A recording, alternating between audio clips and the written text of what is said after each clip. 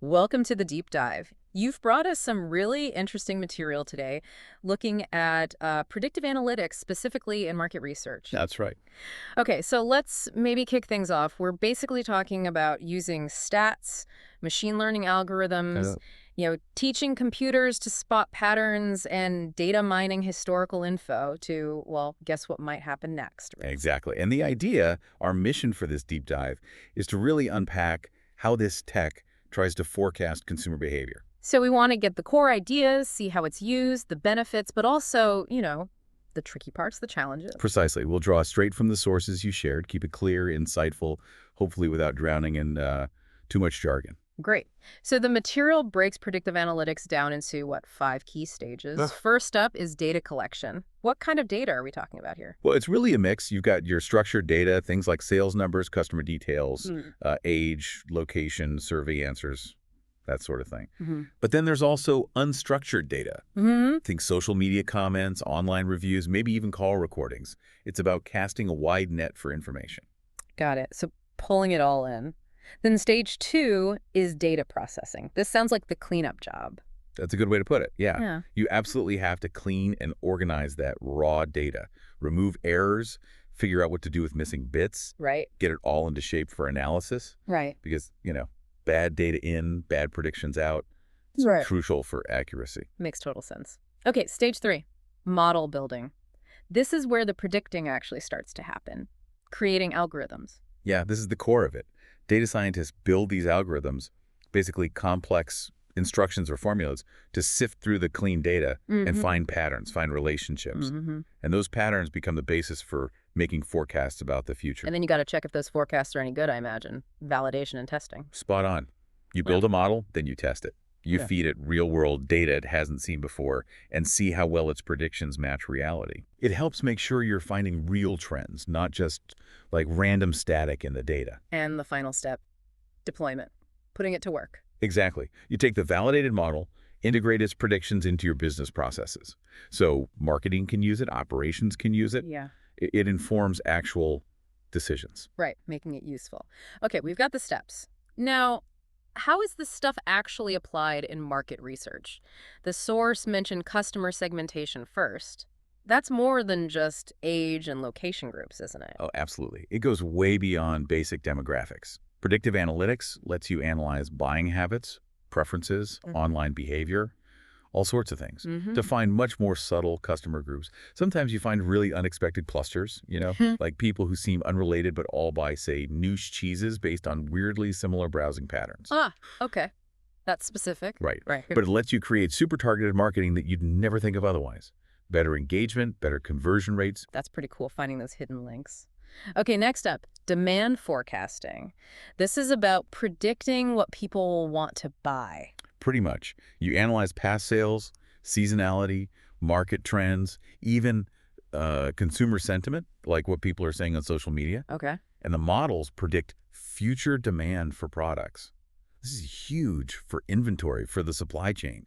You avoid having piles of unsold stuff or running out of popular items. Yeah, that inventory balancing act makes sense. And personalization, everyone wants that tailored experience now. That's another application. Definitely. It's become a major expectation. Predictive analytics looks at individual data, past buys, website clicks, even the times they're most active online, Right. and uses that to create tailored experiences, suggesting products, showing relevant content, sending offers at just the right time. It boosts satisfaction and loyalty. Kind of like a digital personal shopper.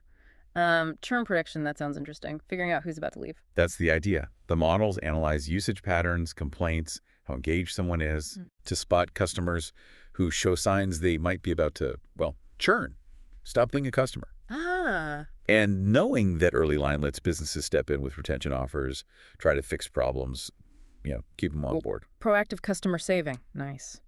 Last one listed here, pricing optimization. Finding the sweet spot for pricing. Exactly. It helps develop dynamic pricing. Mhm. The models look at competitor prices, how demand changes with that's demand elasticity. Right, how sensitive people are to price changes. Yeah, precisely. They analyze past sales, competitor moves, market conditions, all to find the price points that maximize revenue while staying competitive. Okay, quite a range of applications, so we know where it's used. How does it actually do the forecasting of consumer behavior? What methods are involved? Well, The source points to a few key techniques. Social media analytics is a big one.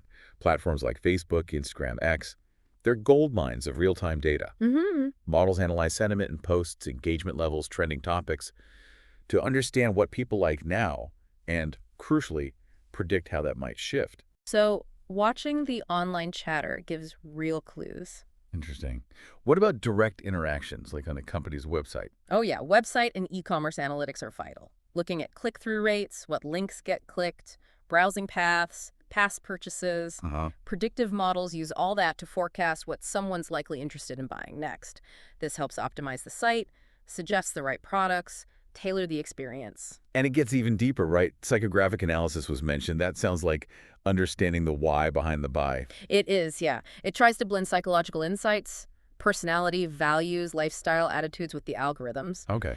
It's moving beyond just what people do to understand the deeper drivers behind their choices. Gives a much richer picture. Fascinating. And then there's predicting broader market trends, looking at the big picture. Absolutely. Analyzing macroeconomic factors, competitor moves, historical sales across industries. Right. Predictive analytics can spot emerging trends early. That's incredibly valuable for long-term strategic planning, helping companies adapt before the market fully shifts. So with all these applications and methods, what are the real upsides, the core benefits for businesses doing market research this way? Several key ones stand out. First, enhance accuracy. Traditional research often had, a dose of intuition, manual interpretation, maybe some bias crept in. Sure, gut feeling. Right. Predictive analytics uses algorithms on huge data sets, objectively. It generally leads to more reliable, more accurate insights, less guesswork. Okay, more data-driven. That tracks. Another big one mentioned is real-time insights. That sounds crucial today. It really is a game changer. Traditional methods can take weeks, months even. Predictive analytics can analyze data almost as it comes in. Wow. So businesses get immediate insights into changing markets, shifting behaviors, potential risks. Like the example, a retailer sees sales dip for an item and adjusts promotions or stock levels that day. That kind of speed is powerful. Definitely an advantage. What about the cost? Is this more efficient? It often turns out to be, yeah. Yeah. Especially in the long run. Think about the costs of big surveys, focus groups, paying participants, analyzing results. It adds up. Predictive analytics automates a lot of the data processing and analysis, potentially getting similar or better insights more efficiently. Less manual effort, potentially lower recurring costs. A good potential ROI then. And finally, competitive advantage. How does this give companies an edge? Well, by having deeper, faster, more accurate insights, companies can just be more nimble, more innovative. Right. Think about predicting churning for Shein. You can launch targeted campaigns to keep customers before they leave for a competitor. Or forecasting demand shifts lets you adjust production or marketing way faster than rivals relying on old data. So you can anticipate and react quicker. Exactly. That proactive ability is a major competitive differentiator. Okay, it sounds incredibly powerful. But there are always buts. The source also digs into the challenges of actually implementing this stuff. Data quality seems like a big one. Garbage in, garbage out. That's absolutely fundamental. Yeah. Dealing with incomplete data, errors, missing values, it's a huge hurdle. If key info is wrong or missing, like someone's purchase history, it can totally skew the patterns the algorithms find. Leads to weak predictions. So you need good data hygiene from the start. Definitely. Robust collection, careful pre-processing, techniques to handle missing data. It's essential groundwork. Then there are privacy concerns. Collecting all this data, that's the sensitive area. Hugely sensitive, and rightly so. You're analyzing browsing habits, purchase histories, social media activity. It raises serious ethical and legal questions. Like GDPR and CCPA. Exactly. Companies absolutely have to comply with data protection laws, be transparent about data use, and maintain consumer trust. Lose that, and you've got big problems. A tightrope walk there. What about complexity? Building these models sounds hard. It is complex, no doubt. You need specialized skills, data science, machine learning, scats. Not every company, especially smaller ones, has that expertise in-house. So that can be a real barrier to getting started or doing it effectively. It's a steep learning curve. And the last challenge mentioned is very human. Resistance to change. Yeah. Don't underestimate the cultural shift. Moving to predictive analytics isn't just installing software. It's changing how decisions get made. From gut feel to data. Exactly. People used to relying on experience or intuition might be skeptical. They might worry about the tech's reliability or even, its impact on their own roles. So getting buy-in is crucial. Absolutely. It needs commitment from the top down and clear communication about the benefits and the process. Okay, challenge acknowledged. To make this more concrete, the source gives a couple of quick real-world examples. Amazon's recommendation engine, we all know that one. Oh yeah, Amazon is a classic case. They use predictive analytics massively. Mm. That engine suggesting products. It's analyzing your past buys, browsing, wish lists, everything, to predict what else you might want. And it's not just recommendations. It drives their inventory management too, making sure stuff is in stock. And it learns constantly, right? Continuously. Every click, every purchase refines the predictions. It's incredibly dynamic. Yeah, sometimes spookily accurate. The other example is Target. They had that famous, maybe slightly controversial case. Yes, Target's another pioneer in using this for customer segmentation. They analyze loyalty card data, purchase history, demographics to predict buying behavior very precisely. Uh-huh. And yeah, the famous story is how they apparently predicted a teenage girl's pregnancy based on changes in what she bought, lotions, supplements, things like that, even before her family knew. Wow. It shows the power of identifying subtle patterns. It lets them send incredibly targeted promotions aiming to build loyalty. Really highlights the predictive power and the sensitivity needed. Okay, so as we wrap up this deep dive, what's the main takeaway for our listeners? I think the core message is that predictive analytics provides these incredibly powerful tools for understanding and, crucially, anticipating consumer behavior in ways that just weren't feasible before. Right. And this gives real advantages: better accuracy, real-time speed, cost savings, and a stronger competitive edge. But it's not magic. There are those hurdles we discussed. Definitely not plug and play.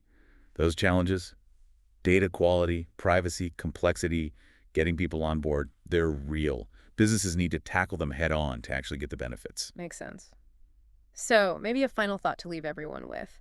As data just keeps growing and these technologies get even smarter, how is that going to fundamentally change the relationship between businesses and consumers? What new ethical lines will we need to draw? That's a big question. Definitely something to chew on. Thanks for taking this deep dive with us today.